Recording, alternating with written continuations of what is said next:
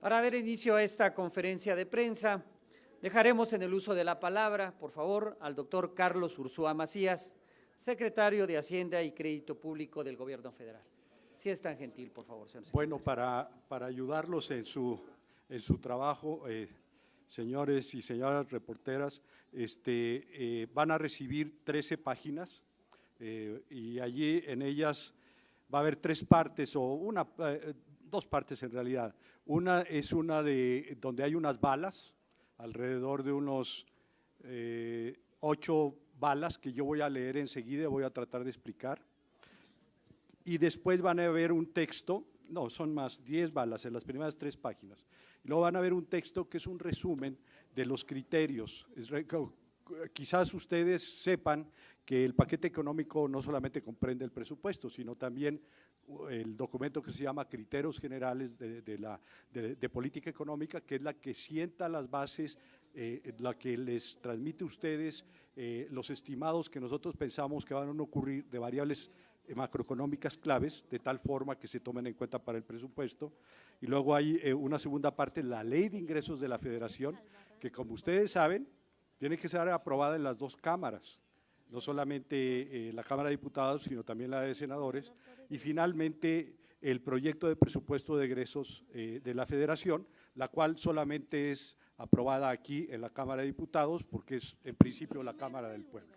En el documento que les van a entregar, como les digo, de la página 4 en adelante, quizá de la página 4 hasta la 10, van a ver un resumen de los criterios económicos empleados para hacer el presupuesto. Y una vez, y después de la 10, van a ver 3 paginitas, la 11, la 12 y la 13, que tienen datos de manera ya más clara, ¿de acuerdo? Entonces, lo que voy a hacer es leer las balas, voy a tratar de explicarlas una a una y después tomo preguntas, ¿de acuerdo? Pero todo está en los documentos que les van a dar a ustedes. Bueno, como ustedes saben, y como lo dije, pues acabamos de entregar aquí ante el Honorable Congreso de la Unión el paquete económico 2019. Este paquete refleja en primer término el compromiso absoluto con la disciplina fiscal y financiera, de manera que se garantice la estabilidad macroeconómica y el fortalecimiento de las finanzas públicas.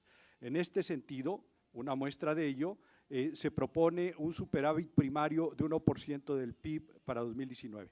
¿Qué quiere decir esto? Lo que quiere decir es que vamos a tener ingresos presupuestarios por un lado y gastos presupuestarios por el otro lado.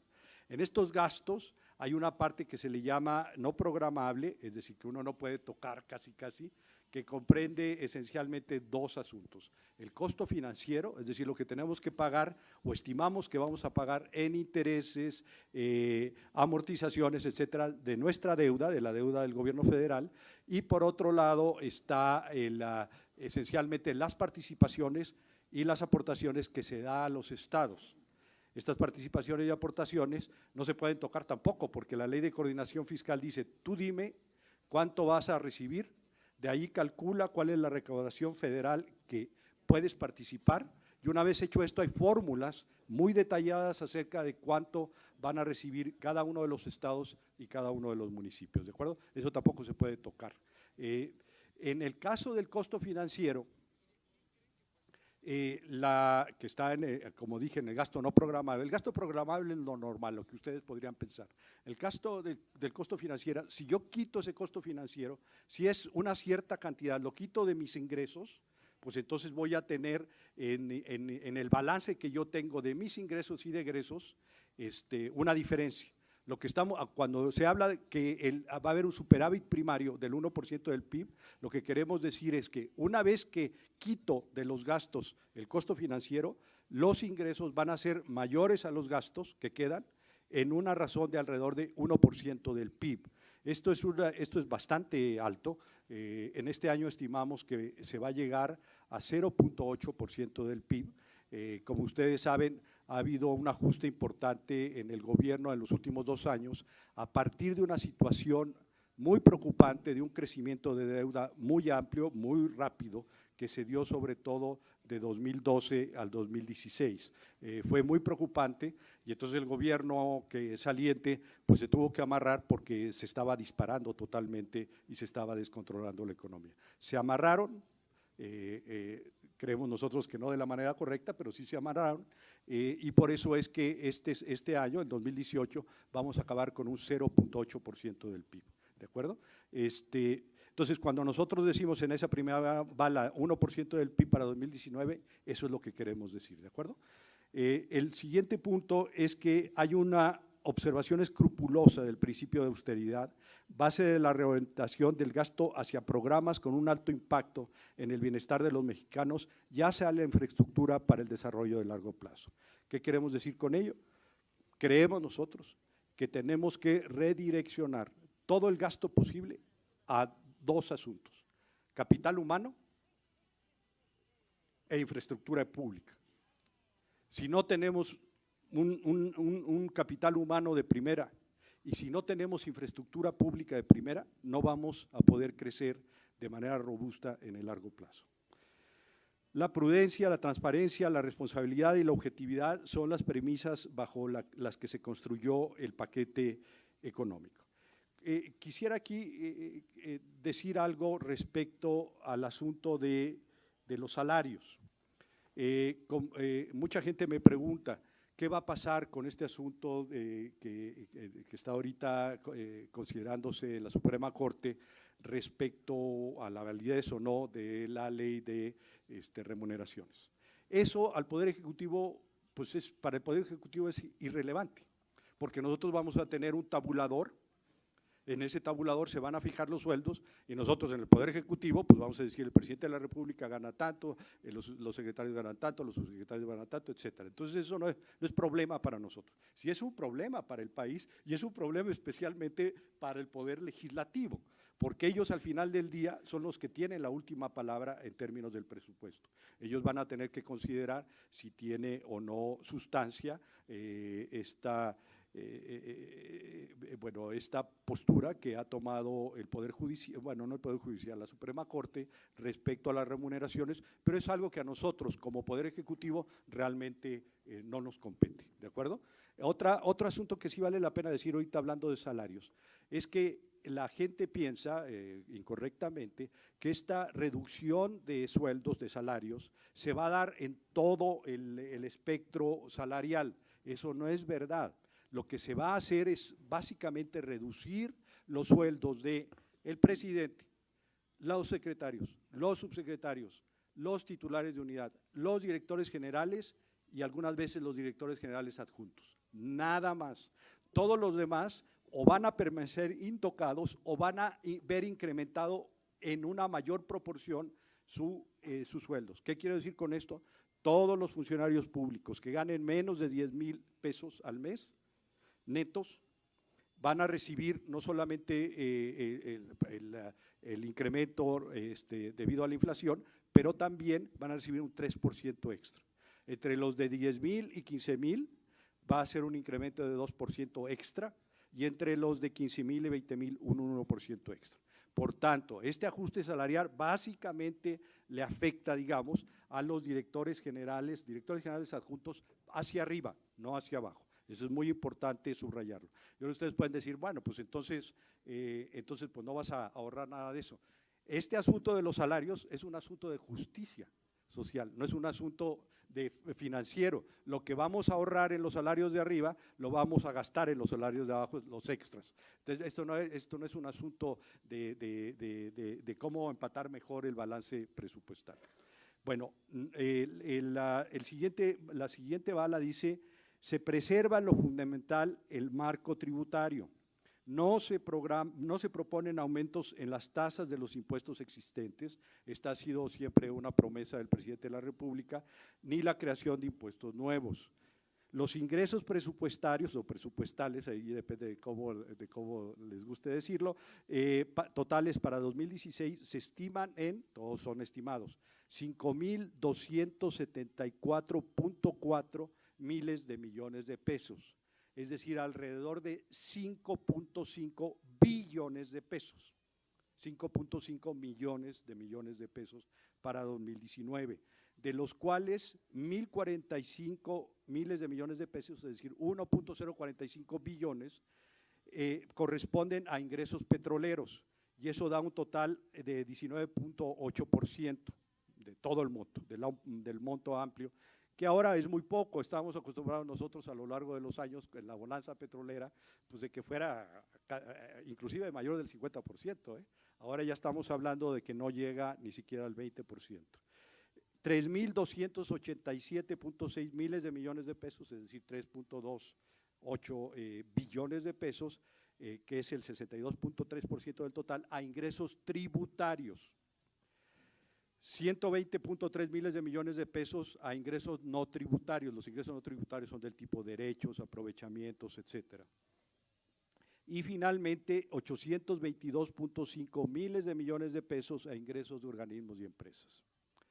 Se prevé que los ingresos presupuestarios muestren un crecimiento real en 2019 de 6.3% a la cifra aprobada en 2018. Esto quiere decir, el PEF, el presupuesto de egresos aprobado hace un año, o un poquito, sí, más o menos hace un año, el monto que se establecía ahí, si ustedes le agregan en términos reales 6.3%, llegan al monto que nosotros estamos especificando, es decir, básicamente 5.275 billones de pesos. ¿Por qué este crecimiento? Este crecimiento se debe a dos razones. La primera, ustedes pueden decir, no, pues parece demasiado 6.3%, pero van a ver que en realidad, en términos reales, pero van a ver que en realidad no es demasiado.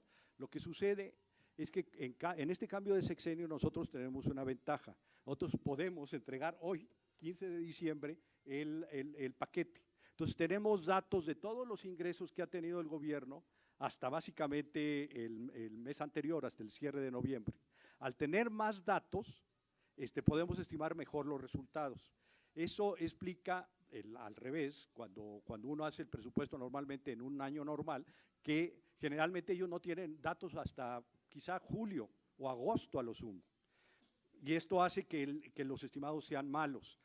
Esto ha llevado, por cierto, hasta críticas del propio Fondo Monetario Internacional, que dice, ustedes a propósito subestiman ingresos. Y la verdad no es precisamente eso, sino es que no se tiene mucha información cuando uno está cortando casi a mitad del año. Entonces nosotros tenemos más datos y creemos que va a ser muy fácil obtener ese 6.3%. De hecho, si ustedes en términos de pesos de 2019 comparan lo que quizá acabemos teniendo este año en estimado con lo que estamos proponiendo en nuestro paquete, básicamente es lo mismo. Es decir, nos vamos a mantener de manera constante los ingresos. Eso no quiere decir que no vamos a tener todavía más, yo espero que sí, por el bien de nosotros, pero sobre todo por el bien de los estados y municipios, porque recuerden que entre más recaudación federal participable se tenga, pues mejor, en mejores circunstancias estarán los estados y los municipios. La siguiente bala dice, por su parte, el gasto neto total del sector público tendrá un crecimiento real en 2019 de 6.1% respecto al PEF del año pasado, presupuesto de egresos de la Federación del año pasado, el aprobado por la Cámara. Para darles una idea, el crecimiento de los ingresos respecto al PEF, como lo había dicho antes, en términos reales es 6.3 y el gasto 6.1. Eso les da una idea también de que vamos a tomar con mucha tranquilidad las cosas y eso explica por qué vamos a ser capaces, creemos, de tener un superávit primario del orden en 1%. Ahí pueden ver más detalles y alcanzar el nivel, por cierto, va a ser 5.778.3 miles de millones de pesos, es decir, alrededor de 5.78 billones de pesos. El paquete económico considera recursos por cerca de 252 miles de millones de pesos para proyectos prioritarios del sector central. Destacan entre ellos la pensión para el bienestar de las personas adultas mayores, el llamado 68 años o más, que con un presupuesto planteado de 100,000 millones de pesos permitirá duplicar los recursos que reciben nuestros adultos mayores y ahora va a ser universal. Antiguamente el único programa universal de 68 años o más estaba en la Ciudad de México.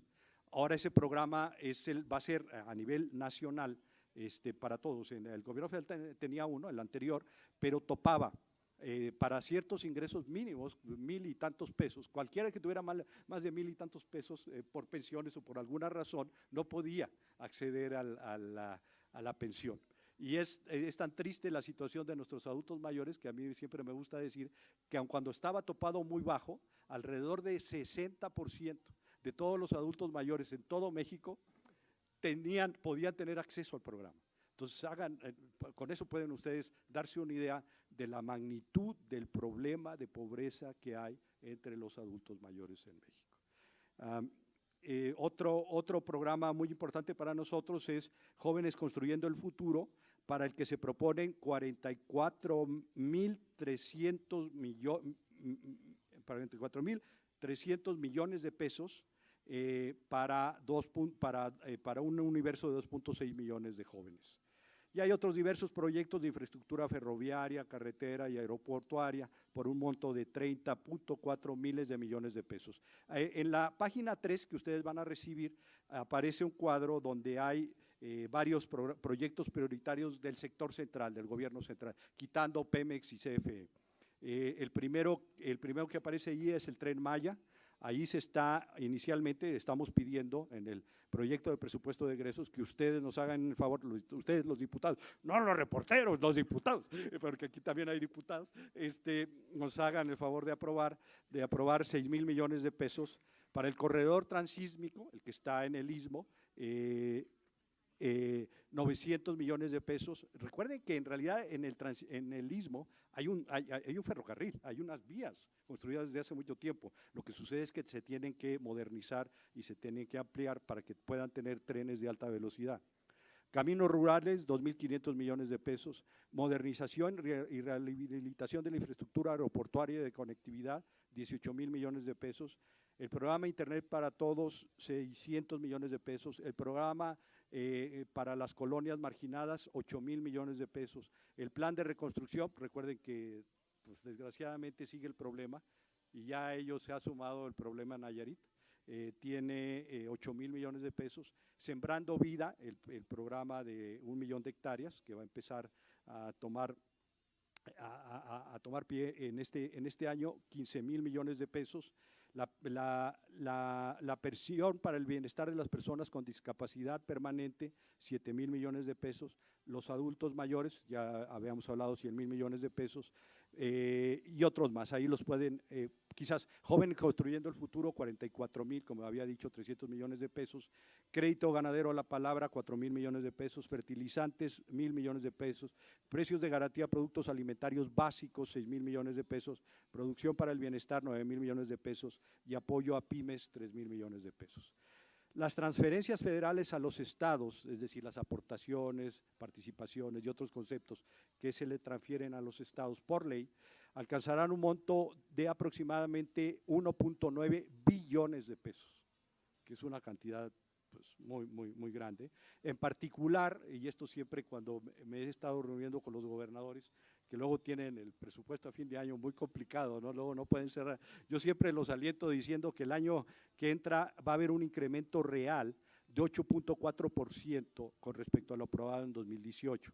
Si ustedes lo quieren en nominal, ahí se me olvidó decir, recuerden que nosotros nos tenemos que anclar a la inflación que espera el Banco de México. El Banco de México espera para el siguiente año 3,4%. Entonces, si reciben en real 8,4%, si lo quieren en nominal, sería más o menos 11,8% de incremento en el caso de las participaciones que recibirán los estados y los municipios. El esfuerzo fiscal, como decía antes, delineado en el paquete económico de 2019, permitirá que el superávit primario sea del orden del 1% del PIB, y eso a su vez implica que los requerimientos financieros del sector público se van a ubicar en alrededor de 2,5% del PIB. Esto lo que significa es que, recuerden, más o menos, puedo estar equivocado, pero en 2012, a fines de 2012, la deuda respecto al PIB era, bueno, Mario sabe mucho más que yo de eso, debe ser del orden, o debió haber sido del orden del 36% del PIB más o menos, y llegó a estar en 2016 del orden de 49 punto y fracción por ciento del PIB, que es una barbaridad en tan pocos años. Entonces se ha ido bajando, ahorita debe estar en el orden de unos 45% del PIB, y al tener nosotros este superávit primario, eso va a ser todavía un poquito menor el siguiente año. Es decir, ya está controlado este incremento desaforado en la deuda, ya está estabilizado, creemos, este problema. Y una vez que ustedes pasan esas balas, se van a encontrar, y ya no les voy a quitar su tiempo, un texto que de alguna manera resume los criterios generales de política económica. Ahí lo van a ver, son varias páginas, y quizás nada más como un último punto, antes de entrar a las preguntas, quisiera decirles que en la página 11 hay datos que son básicos, que son importantes. Por ejemplo, ustedes pueden decir, ¿qué crecimiento crees que va a tener la economía? Nosotros pensamos en los criterios que va a ser de 2.0% del PIB. Nos estamos yendo de manera conservadora, creemos que va a ser más, pero nos lo estamos jugando, como les insisto, de manera muy conservadora en todo esto. ¿Cuánto pensamos que va a ser en términos de miles de millones de pesos de 2019 el PIB? Eso es bien importante para que todo el mundo lo tenga en mente. Van a ser, pensamos, alrededor de 24.942 miles de millones de pesos. Hagan de cuenta, es básicamente para que lo recuerden, un poquito menos de 25 billones de pesos. Eso piensen que va a ser el PIB el año que entra, para que hagan todos sus comparaciones respecto a todo, 25 billones de pesos. La inflación que esperamos, como les digo, les decía, pues nosotros nos tenemos que anclar, no tendríamos, pero por supuesto que nos anclamos a lo que el Banco de México sugiere. El Banco de México al final del día es la autoridad que se encarga de la estabilidad de precios, y estamos junto con ellos estableciendo una inflación de 3.4% de diciembre a diciembre. El tipo de cambio que esperamos de promedio en el año, 20 pesos por dólar. Eso es lo que esperamos nosotros. ¿Qué tasa de interés esperamos? Pues la típica es la tasa de interés que se paga por los CETES, ¿se acuerdan? Los certificados de la tesorería, generalmente se toman pues, los de un mes, de 28 días, y lo que estamos esperando es una tasa de interés del orden de 8.3%. Es decir, en términos reales un poquito menos de 5%. La tasa de interés. Eso es relevante porque esa es la deuda, eso es lo que necesitamos considerar para la deuda que debemos a los nacionales, la deuda del gobierno federal que está en manos de ustedes o en manos de extranjeros, pero en instrumentos denominados en pesos. Y en el caso de la cuenta corriente, suena muy raro, pero en realidad es más fácil de lo que parece. Hagan de cuenta, la cuenta corriente es la cuenta que nosotros tenemos con el resto del mundo. Cuando es positiva, le estamos prestando al resto del mundo. Sí hay países que le prestan al resto del mundo, por ejemplo China, por ejemplo muchos países del sur asiático, y hay países que les prestan los otros muchísimo. Por ejemplo, pues ya lo sabemos, porque el presidente Trump de Estados Unidos siempre se queja de ello, Estados Unidos tiene un déficit de cuenta corriente inmenso.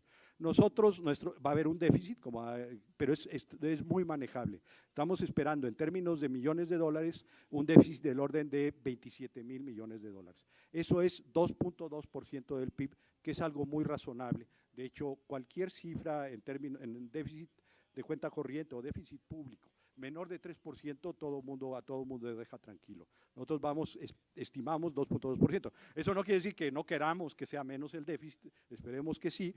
Básicamente parte de este problemita, que no es problema, pero parte de que no sea menos, es por el precio del petróleo, ¿no? Y la plataforma, de hecho, nuestra de exportación que ha caído, como ha dicho el presidente de la República, mucho en los últimos años. Luego, ¿qué más vale la pena considerar? Que creemos, junto con muchos analistas, que el PIB de los Estados Unidos va a crecer 2.6%, que la inflación en los Estados Unidos va a ser del orden de 2.2%, que la tasa de interés internacional, que esa es la tasa de referencia nuestra cuando pagamos deuda en dólares, lo que le llaman, la clásica es la LIBOR, el London Interbank Offer Rate se llama, es a 3 meses, pensamos que va a ser 2.9%. Y el petróleo, ya la última y con eso ya termino. El petróleo, que para nosotros ya no es tan importante como antes, pero sigue siendo importante. El precio promedio que esperamos, y aquí sí nos fuimos muy al piso, tratamos de nueva cuenta ser muy conservadores, que esperamos es de $55 por barril. En este momento debe estar como en 58, 59. Hay gente que dice esto de aquí es demasiado pesimista, pero preferimos, porque recuerden, no solamente es el precio, sino es la cantidad de barriles que podemos extraer. Y ahí también no sabemos exactamente qué va a pasar porque ha ido en picada la producción petrolera, como insiste todo el tiempo el presidente, correctamente el presidente de la República. Entonces, por eso creemos que 55 está bien, es un poco conservador, pero está bien. La plataforma de producción que esperamos en promedio en el año es de 1.847 millones de barriles y el gas natural, el precio promedio del gas natural, $2.8. Y con eso concluyo y contesto 3 preguntitas. Nada más, ¿eh? Por favor, primero, Leonor Flores, la periodista Leonor Flores del Universal, si es tan amable. ¿Qué tal, secretario? Buenas tardes. Me faltaba ver si este presupuesto está blindado con las coberturas petroleras. Quisiéramos saber también eso. Y ¿cuál es el porcentaje de reducción de los sueldos de salarios de los secretarios hacia abajo? Y también si en esta propuesta vienen también la reducción de los salarios de organismos autónomos como el Banco de México, el INEGI. Sí, y también ¿cuánto se está previendo para el sistema de aeropuertos y sobre todo Santa Lucía? Si este presupuesto, este paquete, como dice don Porfirio, no es una piñata, ¿por qué crece el presupuesto, el gasto neto, más que la inflación? Gracias. No, es que fueron muchas preguntas. Vamos a empezar. La primera era sobre ¿sobre qué era? Ya se le olvidó a usted, por andar haciendo tantas preguntas. Coberturas. Coberturas, eso sí, hay una cobertura. No quiero decirlo públicamente, es una cobertura porque eso implica muchas cosas en términos de cómo transmitimos la señal de cómo nosotros percibimos que puede ser el mercado, ya si se va totalmente abajo. Es una cobertura bastante razonable, es una cobertura muy bien hecha que nos da mucha seguridad. La siguiente pregunta. La reducción de los salarios, ¿de cuánto es? La reducción de los salarios, ahorita no recuerdo, pero la reducción, insisto, de los salarios es nada más en los niveles superiores. Por ejemplo, ¿cuánto va a ganar usted? ¿Cuánto qué? ¿Yo? Sí. Pues el presidente va a ganar 108,000 y fraccioncita, no me acuerdo, y él siempre hace la broma de que los secretarios van a ganar como 600 pesos menos, entonces como 107, haga de cuenta. ¿Los órganos autónomos? Eso es una pregunta, ahí sí es importante decirlo. A ver, hay que entender que en el caso, hablemos del Banco de México, por un lado, que es autónomo, sí, o del Poder Judicial. Ellos lo que hacen es mandarle a la Secretaría de Hacienda. De hecho, el Poder Judicial se lo mandó al secretario de Hacienda anterior, a José Antonio González Anaya, se les manda el presupuesto de ellos. Nosotros no lo podemos tocar, el Ejecutivo no lo puede tocar, nada. Podemos echarle un vistacito así, nada más ver el balance para ver cuánto vamos a necesitar, cuánto ellos requerirían si es que el Poder Legislativo aprueba o no su presupuesto. Pero nosotros no podemos tocar nada, eso se traslada y nada más se plasma en el presupuesto. Entonces, eso nosotros no tenemos nada que ver, simplemente se traslada. Y eso es lo mismo también con los autónomos. Lo de los aeropuertos, ¿cuánto trae ahí en Santa Lucía? Ahorita en Santa Lucía me parece que no tengo el dato a la mano, probablemente como del orden de 15,000 millones de pesos. Recuerden, esto también es muy importante, que lo repito hasta el cansancio. El asunto de Texcoco, el aeropuerto de Texcoco, no tiene nada que ver con el PEM, ¿de acuerdo?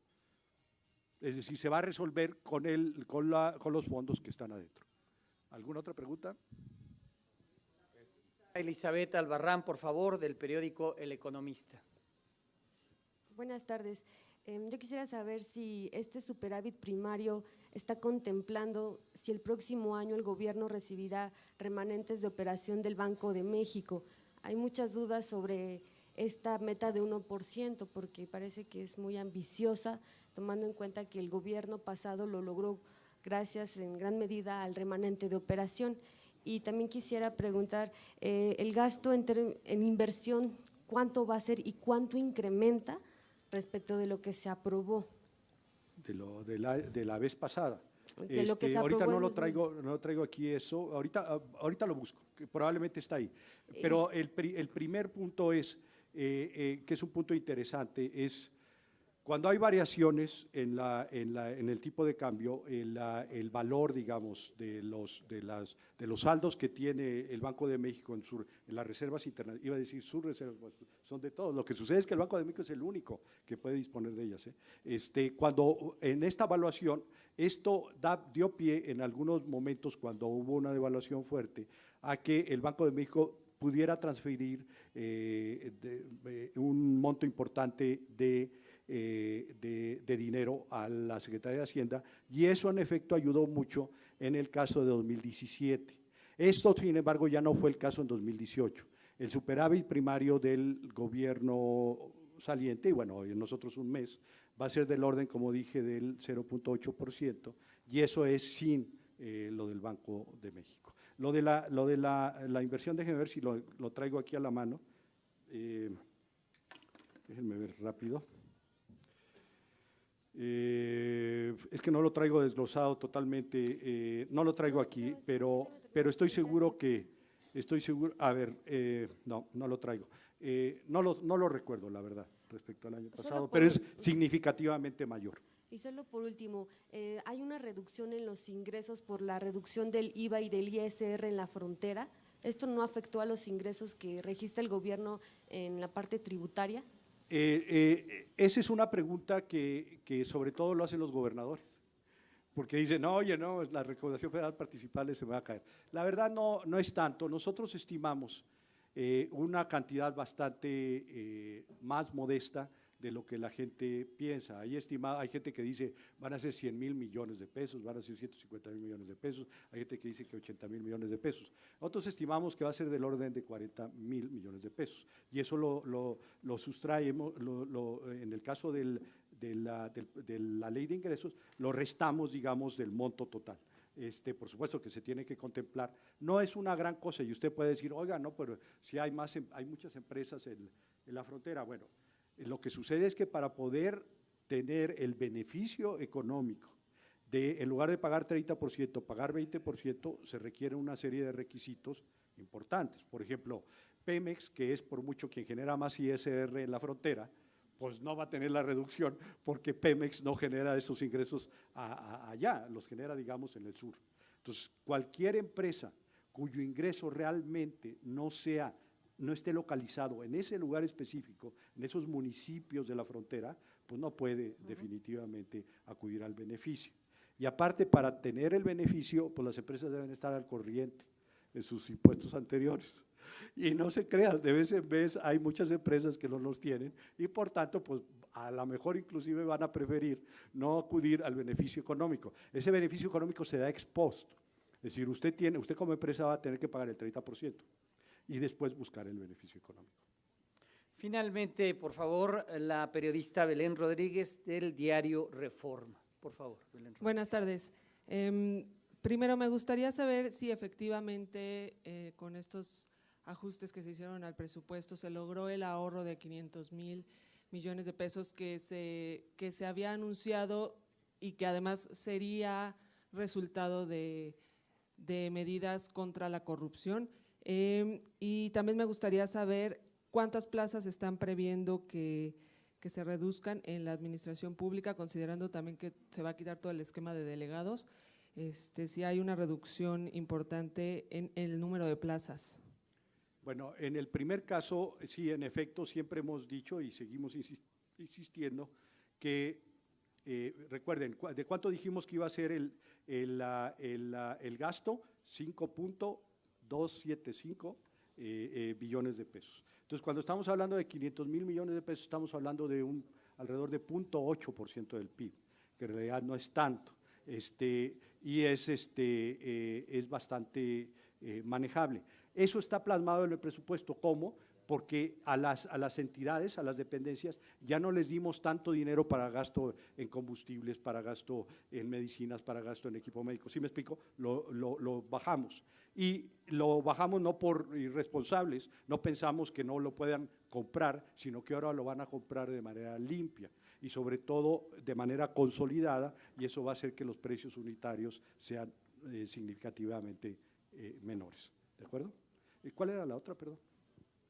reducción de plazas, considerando también todo el Mira, aparato de ahí delegados. ahorita todavía, fíjense, a ver, pónganse en el papel del gobierno. Ustedes entran el 1 de diciembre y básicamente en diciembre lo que hacen es, antes de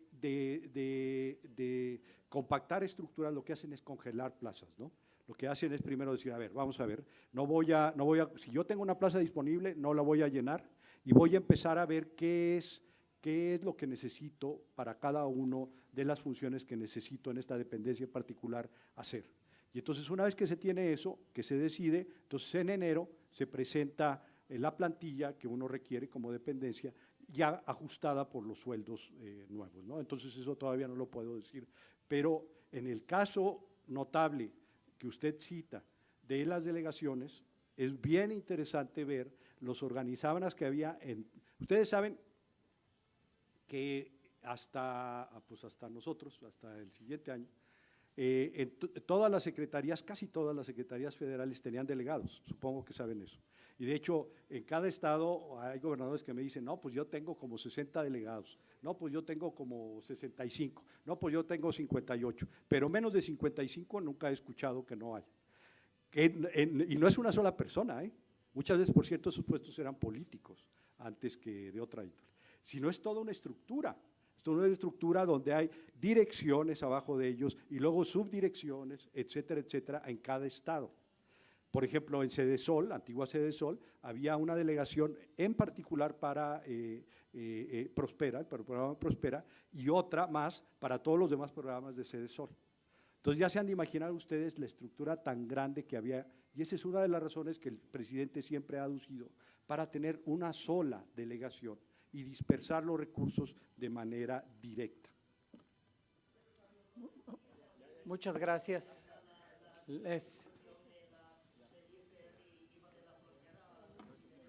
Muchas gracias. Sí, son de 30, sí, de 30 a 20 y el IVA de 16 a 8. Les agradecemos mucho su presencia en esta conferencia de prensa. Gracias, doctor Carlos Ursúa.